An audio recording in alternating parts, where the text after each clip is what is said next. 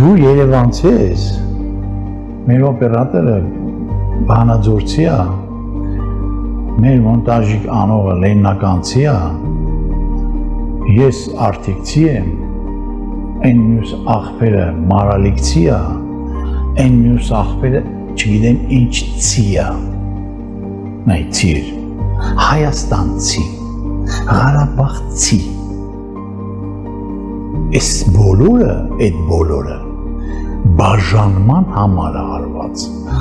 ու մտցրել են մեր հասարակության, մեր ազգության մեջ, որպեսզի դե Լեննականցի չես, ինչ անենք, կարող դու գիտես բիբար կրծող երևնցի ես, մենակ, հլն այդպես ինչ է, հլն Ղարաբաղցուն ասենք, Ղարաբաղցի, այդ Հայաստանցին ինչ է գոռում, հլն ինչ արեցին, ինչ մտցրեցին մեր մեջ, այդ ցիերով բաժանեցին, որպեսզի հեշտ դիրեն, ընդամենը մեզ բացակայում է 3 տար, Երբ որ գանք հասնենք այդ գիտակցության, որ մենք հայ ենք, ոչ թե ստեղից ընդեղից, ոչ Ղարաբաղցի, ոչ Հայաստանցի,